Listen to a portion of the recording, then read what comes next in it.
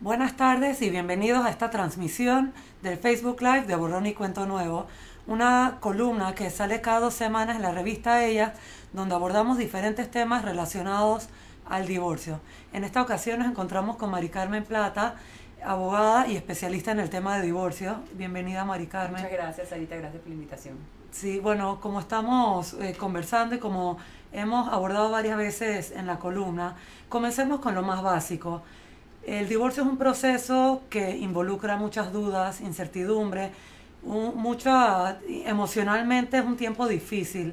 ¿Cómo la persona que está atravesando por esto puede estar segura que la decisión de divorciarse es que es la decisión correcta para ella y su familia? Claro, sí, es común, todos lo hemos vivido, quienes hemos tenido una relación de pareja, que uno tenga altas y bajas y a veces eso son crisis más o menos profundas.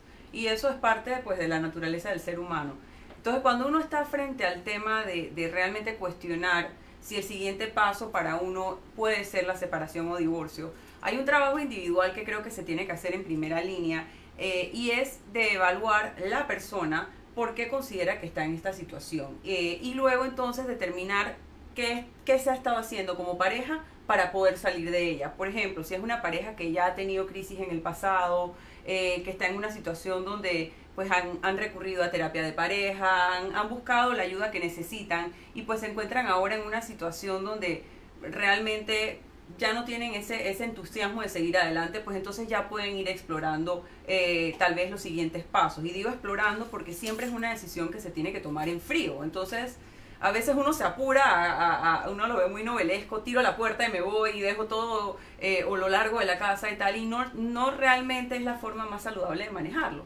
Si una persona está considerando, fuera de circunstancias extraordinarias, por ejemplo, donde hay casos de violencia, casos de temas un poquito más complejos, si la persona en su día a día se da cuenta que está de repente peleando muchos temas, que está teniendo como situaciones que le están causando incomodidad o recurrentes o sobre el tiempo, tal vez lo que esa persona debería hacer entonces es evaluar, bueno, ¿dónde estoy yo? ¿Qué es lo que yo quiero? ¿Esta relación realmente es lo que me conviene en este momento? ¿Estoy yo dispuesto a hacer lo que se necesita para reconstruir una relación después de una crisis? Y ese diría yo que tiene que ser, pienso yo, como el punto de partida, ¿no? Y ese trabajo la persona debería hacerlo como un profesional idóneo. Sin duda alguna, a veces las parejas tienen la oportunidad de ir a una terapia de parejas.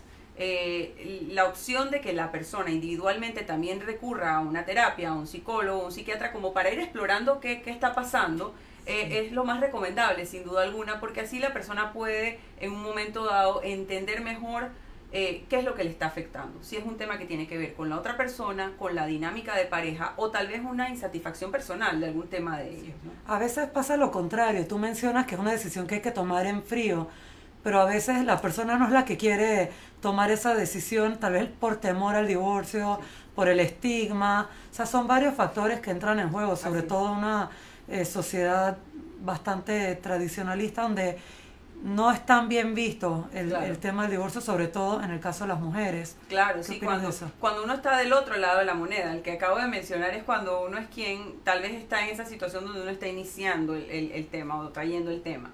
Cuando uno está del otro lado de la moneda y que es que definitivamente pues la pareja en algún momento dado le dice, mira, esto se acabó, o no se lo dice y se va y demás, entonces es un trabajo un poco distinto, porque va a haber dos elementos importantes que es lo que es la separación emocional y lo que es la separación ya legal y la parte técnica, ¿no? Y a veces es muy duro conciliar ambas cosas, porque para la separación legal o la parte técnica uno necesita realmente considerar las consecuencias a largo plazo de las decisiones que uno va tomando, y son temas delicados, porque uno puede, por una discusión que uno tiene con una persona, tomar decisiones que no necesariamente son las mejores para los hijos, o para evitar una pelea, pues uno simplemente accede a ciertas cosas, o uno saca de proporción detalles. Entonces, hay que tener mucho cuidado cómo uno separa las cosas cuando uno está en esa situación donde la otra persona le dice, mira, ya no te quiero. En ese sentido, igual como en el caso de que uno sea quien inicia la decisión, uno también tiene que tener el cuidado de asegurarse que está en un buen punto emocional para tomar decisiones. Y por eso siempre menciono el tema del apoyo emocional, porque realmente es vital, es un apoyo que la persona va a necesitar en cada etapa del proceso. Y aquí, en esta situación, le ayuda mucho a ir entendiendo cómo asimilar y afrontar el dolor y el duelo de una relación que termina, que de por sí tiene sus particularidades, ¿no? Sí. Entonces, ahí, en ese caso, lo que es importante es que la persona entienda que no es la única que está pasando por eso, como tú dices, a veces con el tabú, actualmente creo que la tasa de divorcios va como por un 30-31% y es un tema que pues todo el mundo comenta, todo el mundo lo vive, entonces no hay razón de sentirse incómodo con esa realidad.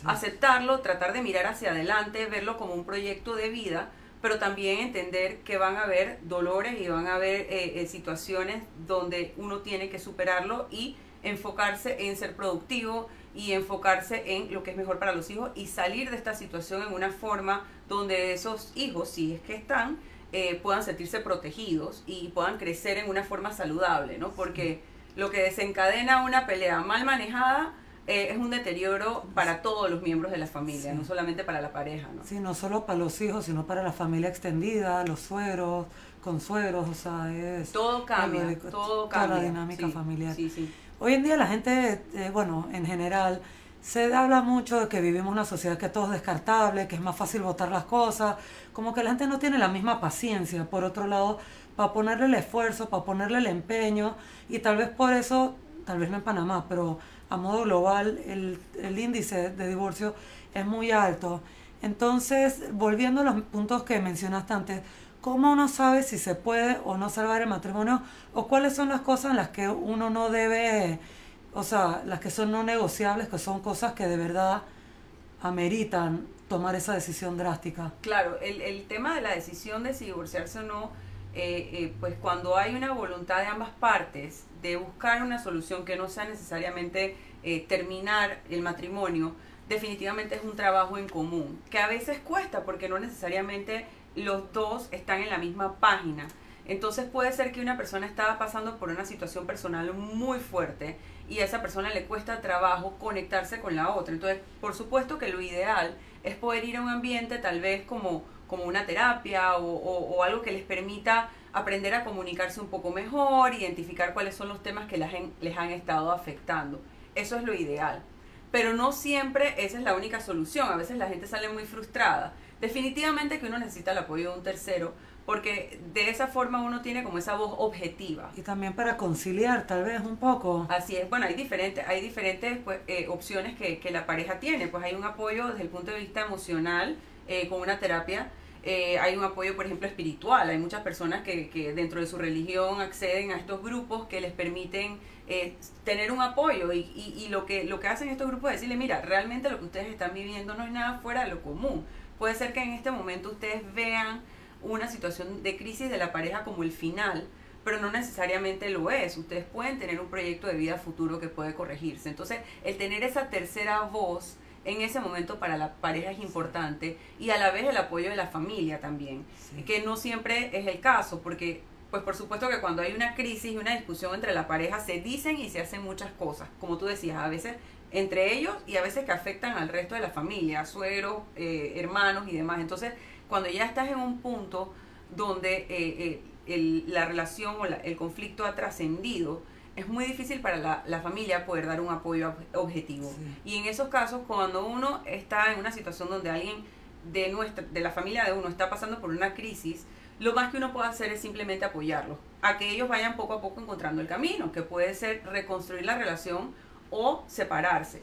Pero independientemente de la decisión que ellos tomen, uno tiene que como allegado permitirles ese espacio para que ellos vayan reparando, reconstruyendo y creciendo a futuro. Entonces a veces resultan estos casos donde la familia se involucra, los amigos se involucran, entonces eso puede ser una complicación adicional. Y el lleva y trae también, porque eso es también, sí, me dijo esos sazón. Sí, si uno está dentro del conflicto como parte de la pareja, lo ideal es rodearse de personas que le den a uno el espacio y que le apoyen a superar esta situación, que no necesariamente va a terminar como esa persona quisiera, porque pues cuando uno quiere mucho a una pareja, uno está ahí y lo apoya y no quiere que se separen, pero sí. La realidad es que al final es decisión. Ahora, también existen muchas parejas que funcionan mucho mejor después de divorciadas, que pueden desarrollar una relación cordial de amistad que no tenían cuando estaban casados. O sea, Así eso es. también pasa. Sí, de hecho es interesante que lo menciones porque hoy en día la tendencia a nivel mundial es de manejar los temas de divorcio de una forma un poco menos conflictiva, porque el sistema tradicional siempre ha sido mucho de pelea. Entonces uno se va preparando y las leyes lo que hacen es proteger una situación donde las partes no pueden lograr un acuerdo. Pero eso no evita que las partes puedan sentarse a tratar de comunicarse. Si tú llegas a un momento de un deterioro de comunicación tal, donde definitivamente necesitas que un tercero participe, pues ya eso es otra cosa. Pero tal vez la relación termina en un punto donde simple y sencillamente es muy fácil atender los temas del día a día y decir, mira, vamos a manejarlo de aquí en ahora adelante, y sin tener que convivir en el día a día como pareja, las personas logran comunicarse mucho mejor y resolver los temas de los hijos. Eso no, el hecho de que para algunas parejas sea natural no significa que quienes han venido de una relación de conflicto no puedan también mejorarlo. Y para eso también es bueno, por ejemplo, recurrir a mecanismos como la mediación, personas que lo apoyen para que uno pueda lograr entender por qué las fallas en la comunicación y construir una nueva comunicación, porque el tema de criar a los hijos no termina con el divorcio. Incluso, bueno, la columna cuenta en su mayor medida, son colaboraciones de lectoras que nos mandan sus escritos, sus experiencias de vida, y bueno, los invitamos a que lean la columna. Y ahí hemos visto inclusive casos de parejas que han tenido los divorcios más terribles, pleitos, demandas contra demandas, y una vez que las aguas se calman y el tiempo ayuda bastante, pueden retomar y trabajar en una relación, tal vez no de amistad, pero una relación de respeto y cordialidad, claro, que creo que es lo óptimo. Que claro, y lo que nosotros proponemos pues como alternativa en plan B es no esperar a que las aguas se bajen, sino hacerlas que se bajen, porque es que uno lo hace en el día a día con los proyectos personales que uno tiene, con los proyectos profesionales. Realmente uno toma control de las cosas y uno va ejecutando.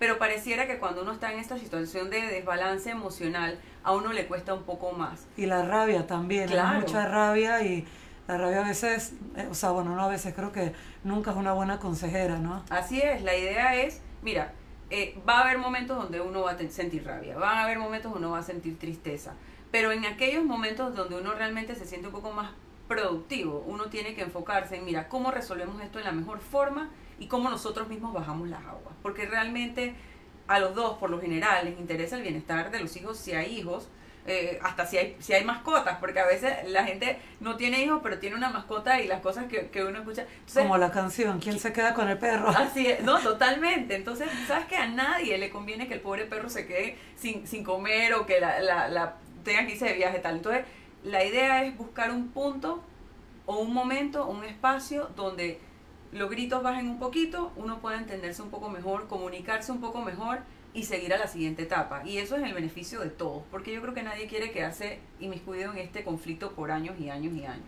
Bueno, ahora más adelante hablamos de eso, pero bueno, mencionaste a los hijos, que no hay una manera de que no sea doloroso, ¿no? Entonces, cuando hay hijos de por medio, ¿uno cómo puede hacer para minimizar el impacto que el divorcio de sus padres tenga sobre ellos, y cómo se aborda el tema con los hijos para explicarles y barajear la situación de la mejor forma? Claro, como tú dices,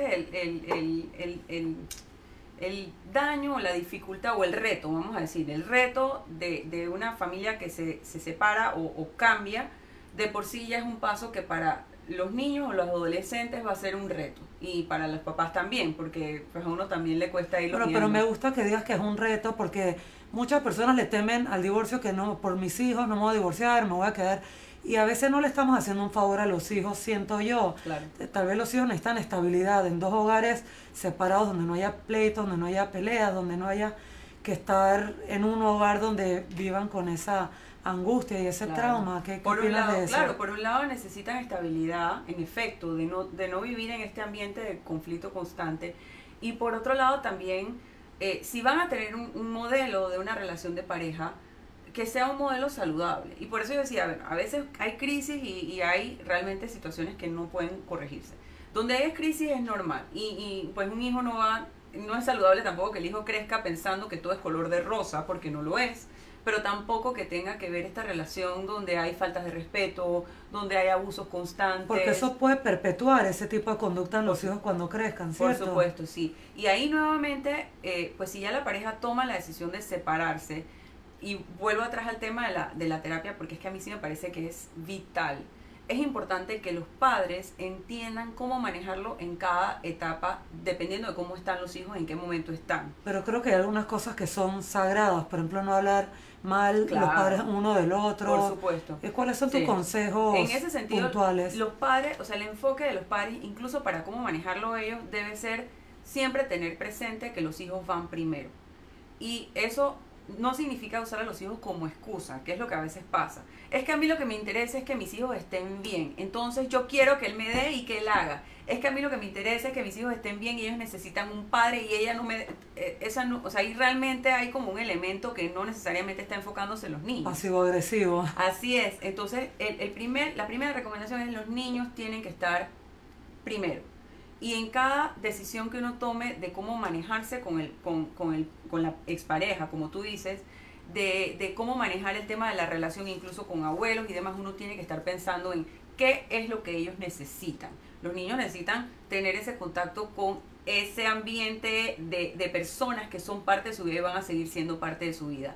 En nada les ayuda que uno por rabia o discusión los vaya alejando de todo lo que parece ser parte de su rutina. Entonces uno tiene que mantener el enfoque de los hijos, tratar de cambiar lo que hay que cambiar, pero mantenerles en un ambiente lo más protegido posible en cuanto a cumplir con sus rutinas, hacer lo que ellos están acostumbrados a hacer, tratar de mantenerlos en el ritmo de sus amigos, de la escuela y tal, para que ellos puedan seguir en el día a día de lo más normal dentro de todo. De no crear por los padres unas rutinas que son en exceso complicadas, porque a veces uno dice, bueno, es que yo quiero que ellos estén conmigo tantos días a la semana, pero tal vez los niños ya están en una edad donde tienen actividades extracurriculares, tienen teatro, tienen esto, y no es que la mamá no quiera que el papá los vea ese día, sino que la verdad que los chiquillos, o sea, mi hija tiene clases de ballet y va a clases de ballet como 7 horas a la semana, entonces no es que yo no quiera que esté con el papá, pero la realidad es que ella está cansada, tiene que hacer tal. Entonces uno tiene que entender un poco más qué es lo que cada hijo necesita. Y para eso ayuda mucho el hablar con profesionales y asesorarse bien con psicólogos de niños, sí, que puedan decirle a uno, dependiendo de la etapa y del caso en particular, evaluar a los niños y ver dónde uno puede apoyarlos mejor. Sí, exacto. No hay nada escrito sobre piedra, sino hay que ser flexible y ver lo que le funciona mejor en la dinámica de cada pareja y familia. Sí, eso es bien importante, porque si bien la ley ofrece ciertos parámetros y es lo usual en cuanto a cómo se distribuye el tiempo, cuánto tiempo pasan con quién, la realidad es que en un ambiente de comunicación la pareja se puede sentar a decir, mira, ¿sabes qué? Este niño de 5 años, ahora mismo nosotros lo estamos apoyando porque al niño le encanta la natación. Oye, ¿quién quita que el niño el día de mañana sea campeón de natación? ¿Cómo nosotros podemos entre los dos apoyarlos para que él logre esto? En tiempo, en atención, en espacio. Ah, bueno, es que yo viajo. En una situación de conflicto, el hecho que una mamá viaje puede ser para el papá dispararlo para decir, ¿sabes qué? Ella no atiende a sus hijos. Pero en una conversación así, un poco más pausada, el papá puede decir, oye, tú sabes que tú viajas esos días, déjame ver cómo yo arreglo para llevarlo yo a la natación. Pero que no sea un tema de proteger mi tiempo, mi espacio. No es tu tiempo, es tu espacio, es el espacio y el tiempo que los niños necesitan con sus padres. Entonces, cuando uno lo pone, por eso hablo del tema de ponerlos en el centro, ya uno logra comunicarse con un objetivo en común. Pero auténticamente y genuinamente poniendo a los niños, y no como tú dices, escudarse en cosas que uno en verdad lo que está buscando es ver cómo puede atacar o pullar o provocar a la contraparte. Claro. Y desafortunadamente, bueno, a eso iba antes que te dije que iba más para allá.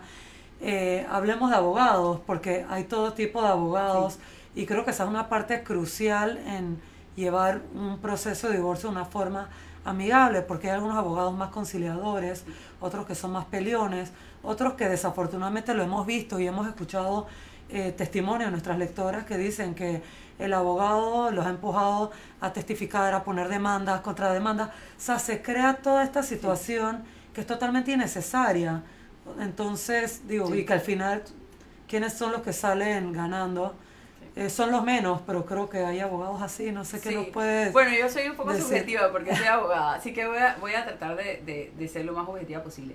Yo creo que sí, definitivamente el abogado puede ser una guía para apoyar a la pareja en el proceso y creo que hay muchos abogados que realmente tratan, incluso cuando los clientes llegan por primera vez, de decirle, oye, pero es que estás seguro de lo que quieres y realmente tienen un manejo bastante empático con la pareja. No, de hecho yo una vez un abogado me dijo a mí, la mejor pelea es la que no se tiene. Y me parece que es bastante sabio porque para que uno va a coger el camino de la pelea si uno puede, digo, con diálogo y con ayuda y con buena asesoría, yo creo que se puede. Así es, lo tener lo que sí es una realidad es que cuando tú no tienes como cliente la información clara y tú no entiendes bien qué es lo que está pasando, y no solamente lo que dice la ley, porque para eso está tu abogado, pero si tú, por ejemplo, no entiendes cuál es tu presupuesto mensual, si tú no tienes claridad, porque nunca la tuviste en la relación de pareja, sobre cómo ustedes viven, cómo pagan las cuentas, qué es lo que manejan dentro de la casa. Si tú tienes, por ejemplo, una duda de cómo, o miedo de que la persona del otro lado vaya a manejar las cosas de una forma, pero es más bien un miedo que viene de una inseguridad, entonces uno tiene que tal vez informarse un poco más como cliente. Y ahí era donde iba cuando decía el tema de que a veces soy un poco subjetiva, porque no hay nada mejor que tener un cliente bien informado. Y en estos procesos a veces la emoción es enemiga de la información, porque uno está tan afectado naturalmente que uno no entiende bien y uno realmente necesita un espacio para poder asimilar bien todas las decisiones que uno tiene que tomar, y no necesariamente ese va a ser el rol del abogado. Entonces, cuando uno llega donde un abogado ya preparado, donde uno le dice, mira, yo tengo esta preocupación, me preocupa este tema, la mayoría de las personas no quieren causarle un daño al otro, o sea, simplemente quieren salir de la pelea y rehacer su vida y tal. Pero entonces vienen los temas de la plata y viene esto y lo otro, y entonces comienzan a actuar sin saber qué está pasando al otro lado y sin tender puentes. Pero muchas veces vienen con esa información defensiva donde el abogado y le proponen su versión de la historia. Entonces lo ideal es que la persona, antes de ir donde el abogado, se informe bien y entienda bien qué es lo que quiere y qué tipo de proceso quiere. Porque yo no debo actuar por miedo. Si realmente lo que yo quiero es ver cómo me siento y resolver esto en beneficio de mis hijos, yo me siento donde el abogado y le digo, esto es lo que yo quiero. El abogado no me va a empujar a mí a hacer nada que yo no quiero hacer. Claro, yo no puedo controlar a la contraparte, pero ahí es donde viene el tema de la comunicación. Cómo yo comunico las necesidades que yo tengo. Y cómo yo le expreso realmente. A mí no me interesa dañarte a ti tu vida, lo que me interesa es que mis hijos estén protegidos, y si hay un recurso legal, pues que sea el mejor para mis hijos. Y yo tengo como madre la responsabilidad de hacerlo como padre y de asegurarme que el bienestar de ellos siempre va a estar cubierto. Entonces, creo que es importante que así como los clientes son informados para muchas otras cosas, también se informen para el momento que quieren ir donde la voy a decirle exactamente qué tipo de proceso quieren, y a la vez tomarse el tiempo de evaluar las opciones que hay de abogados y las opciones de procesos que hay, porque no solamente es lo tradicional de que yo trabajo con el abogado y él trabaja con el otro. Podemos los dos trabajar con un mismo abogado, podemos trabajar con un abogado y un mediador, podemos contratar abogados que los dos hablen el mismo idioma. Por ejemplo, ahora estamos trabajando en una capacitación para abogados de procesos colaborativos, y en este tipo de proceso, que es precisamente para negociar el divorcio, ambos abogados se conocen las reglas del juego. Yeah. Y la pareja queda mucho más tranquila porque ellos son parte, ellos informan a los abogados cómo quieren manejar las cosas y no se sienten víctimas del atropello de que estoy haciendo y no entiendo bien lo que está pasando. Sí. Que a la larga es un gasto mayor en dinero, en tiempo y un desgaste emocional. Que eso es el que más cuesta, ¿no? Así es. Pero dime una cosita, y en los casos donde hay un problema de recursos, que uno no puede costear un abogado, Claro. ¿cuáles son las opciones que hay? Bueno, hay muchas, bueno, no, quisiéramos que hubieran más, ¿no? Pero por ejemplo, hay algunas firmas de abogados de la localidad que tienen programas de apoyo, de pro bono. El consultorio legal de la Universidad de Panamá también tiene apoyo en cuanto a temas legales. ¿El gobierno tiene alguna facilidad para personas de bajos recursos que necesitan asistencia legal o Bueno, o no? dentro del órgano judicial existen opciones para aquellas personas que recurren a los procesos allí, para que estas personas incluso puedan llevar su proceso a través de una mediación. Entonces sí hay alternativas incluso dentro del mismo órgano judicial. Y está también el Instituto de la Mujer, eso ya para casos, por ejemplo, de violencia y demás, Sí. donde las personas también pueden recurrir y que tienen mucho material e información. Hay muchos casos donde la persona no necesariamente necesita un abogado. Por ejemplo, en los casos de pensión alimenticia, la persona no tiene que utilizar un abogado, puede representarse ella misma. En ese caso sí es importante que entienda un poco mejor, que haga su tarea, porque no es que yo voy a llegar a una oficina y me van a... No, yo tengo que hacer la tarea. Hoy en día la mayoría de las instancias gubernamentales, si uno se mete a internet, uno puede encontrar por lo menos los requisitos. Entonces, el órgano judicial, INAMU, son fuentes de mucha información. Ellos tienen incluso panfletos de los procesos que se pueden llevar en forma directa sin necesitar necesitar un abogado. Y yo creo que eso ya de por sí es como un apoyo importante. Y lo otro es tener presente de que para la comunicación yo no necesito un abogado. O sea, para bajar la guardia y tratar de buscar una alternativa un poquito menos problemática, yo no necesito un abogado. O sea, entonces, dividamos para ver, cuando uno se va a divorciar, ¿cuáles son las cosas que tienen que acordar? La pensión alimenticia, la guardia y crianza, ¿cuáles son las cosas que uno tiene que Bueno, está el enfocarse? acuerdo de divorcio, que es como el marco. Está el tema de la guardia y crianza, que normalmente aquí en Panamá lo común ha sido dárselo a la mamá, porque la ley no prevé los parámetros para una guardia y crianza conjunta, ¿no?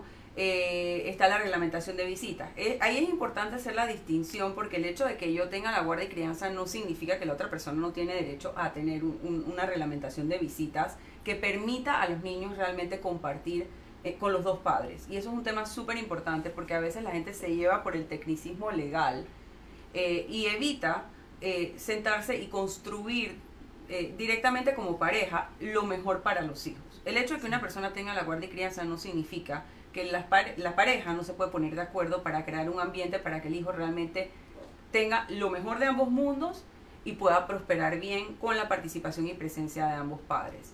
Y luego el tema de la pensión, que pues sí es un tema que resulta muy álgido, y yo creo que ahí es importante entender, y lo escuchaba en estos días en otra charla sobre divorcio, que del divorcio nadie sale con más plata. Uno debería salir con más plata, esa es una realidad. Entonces la pensión es para cubrir las necesidades de los hijos.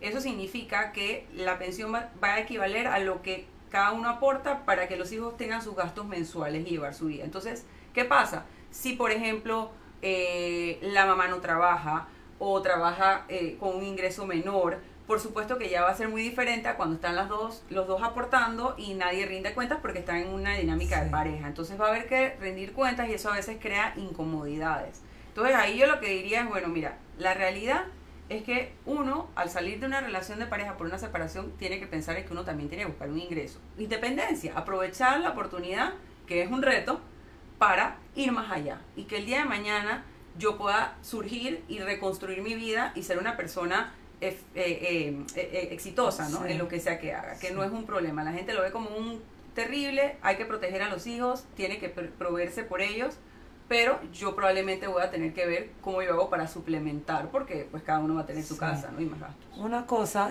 la ley en Panamá que estipula, o sea, le toca algo a la mujer, división de bienes, la mitad o parte, o sea, Eso ¿qué va a dice la depender ley? del régimen matrimonial de la pareja. Entonces, dependiendo del régimen matrimonial, pues ahí se determina cuáles son los bienes que tienen y cómo se distribuyen. En cuanto a si le toca algo a la mujer, ese tema viene un poco más por casos de divorcio cuando hay una razón, una culpa. Ya no son procesos de mutuo, sino donde se identifica que hay una versión culpable. Ahora, las partes pueden acordar en forma privada que el padre siga cubriendo ciertos gastos y pues evidentemente es lo más equitativo, porque Sí.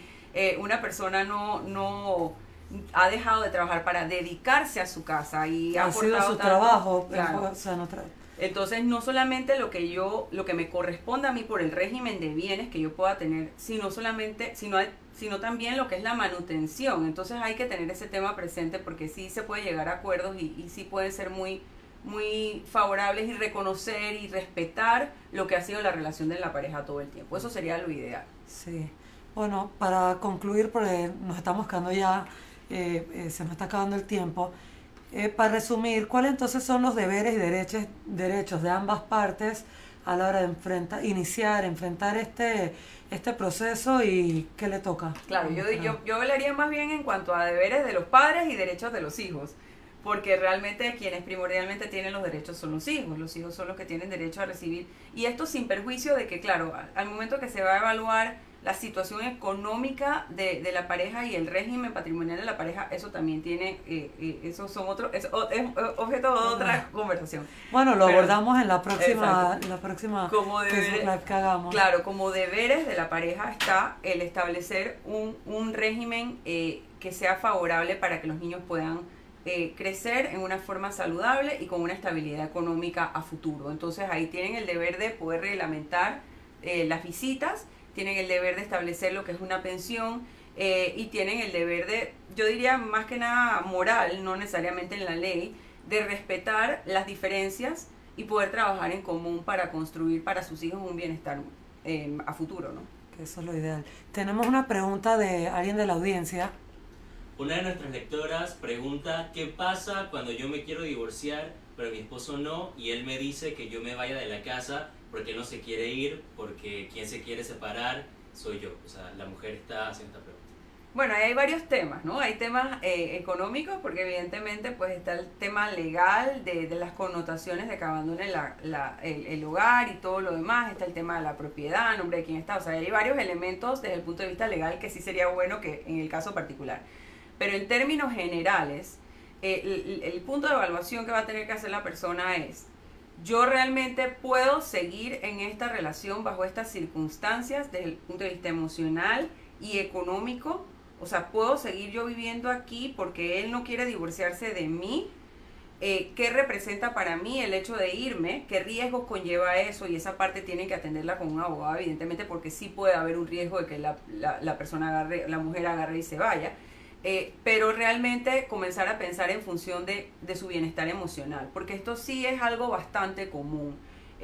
No solamente del hombre, aunque más del hombre que la mujer, porque la mujer a veces no se quiere divorciar y el hombre se va igual, pero cuando los hombres no se quieren divorciar, pues lo normal es que vayan a quedarse ahí y que la mujer realmente tenga que evaluar qué significa para ella desde el punto de vista financiero, si se puede ir o no, qué significa para ella desde el punto de vista patrimonial, si puede dejar la casa o no,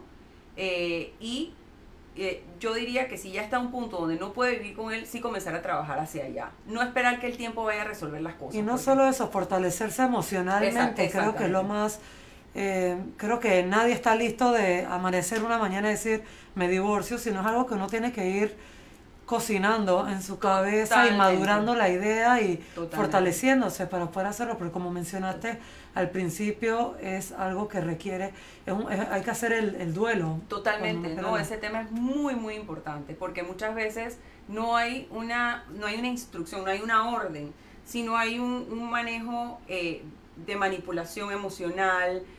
La persona o la mujer a veces está en una situación donde tiene a veces hasta un abuso emocional que la obliga a quedarse ahí. Entonces eso sí tiene que trabajarlo y es muy positivo que tenga una terapia también ella. Sí. Tenemos otra pregunta. ¿Los desacatos por pensión alimenticia necesariamente lo tienen que hacer abogados para que salga más rápido? No necesariamente, no necesariamente. Pero demoran mucho.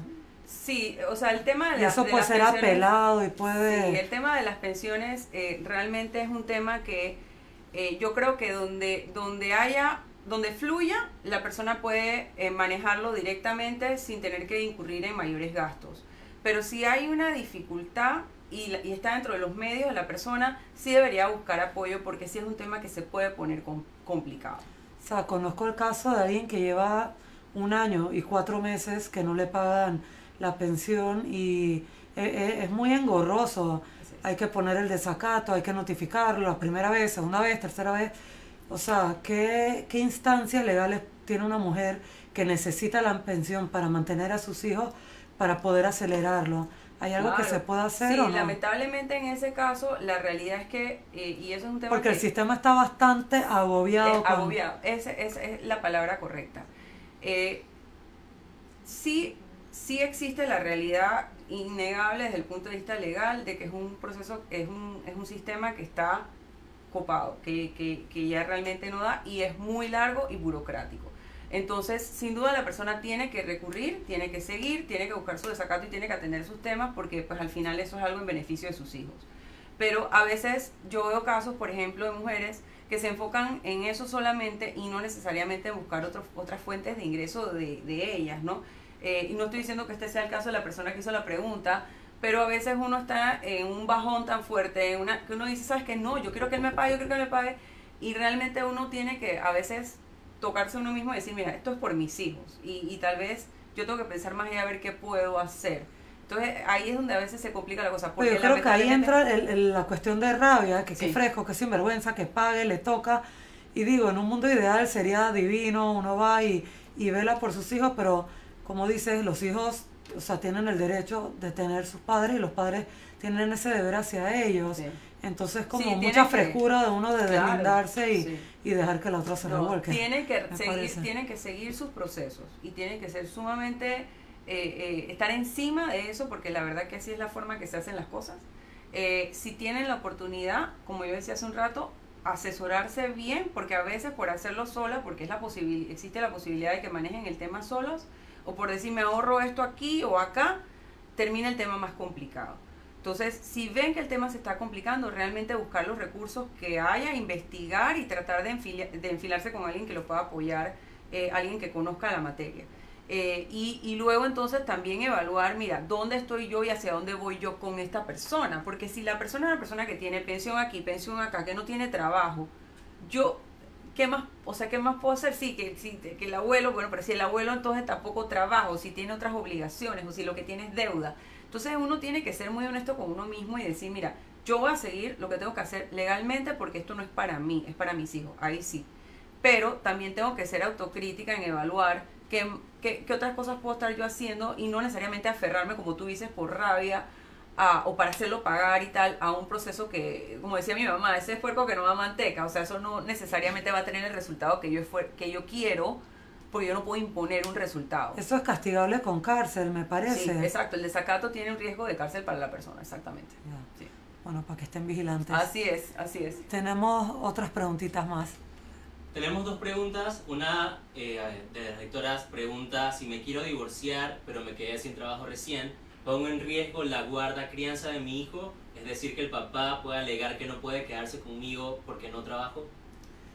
Bueno, hay de todo. En estos procesos, sí, sin duda alguna, puede haber todo tipo de riesgos. Ahora bien, si el tema del trabajo es un tema circunstancial, yo creo que hay elementos que se tienen que considerar, y ahí no es el hecho de que la persona no pueda cumplir con su labor como madre. O sea que realmente es bastante complicado que a una madre le quiten guarda y crianza, pero no quiero decirlo taxativamente porque se ha escuchado de todo. O sea, hay todo tipo de procesos y los recursos están en la ley. Entonces, si es la situación de ella, yo lo que sí trataría de buscar es una forma de llegar a un arreglo, tratar de manejarlo de una forma más cooperativa y menos conflictiva, porque sí puede representar un riesgo. Pero ¿cómo puede ser si hay parejas en el que trabaja y aporta la manutención es el papá y la mamá están en la casa dedicándose a la crianza de los hijos? Claro, entonces, no, sí, es un poquito, bueno, el caso es un poquito diferente, porque es una realidad que preexistía.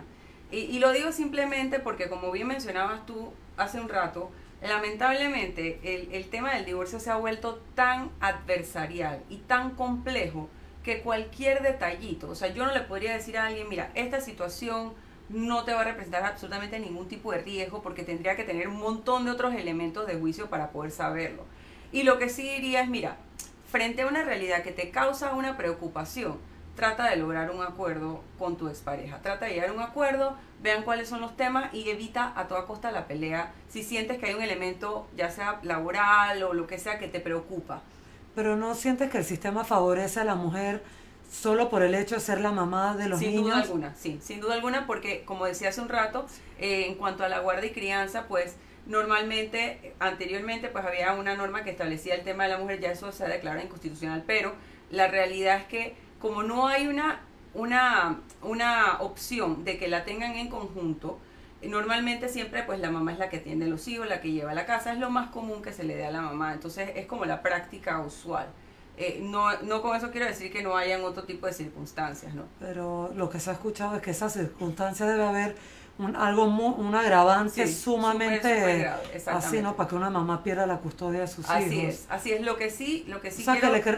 le recomendaríamos a la lectora entonces que se asesore en su caso y específico. más allá del tema de la asesoría, porque como yo decía hace un rato, tú puedes entrar a que te asesore un abogado sin saber exactamente lo que tú quieres. Si realmente tú tienes una preocupación de cuál puede ser el resultado del proceso o qué puede pasar si esto se torna una pelea incontrolable, entonces lo mejor es tratar de buscar una alternativa que no sea de conflicto. Sí. Entonces esa yo creo que sería, pero sin duda lo primero cuando existen estas preocupaciones es atenderlo con un abogado y ver exactamente cuáles son los hechos de su caso y poder establecer bien cuál es el mejor curso de acción.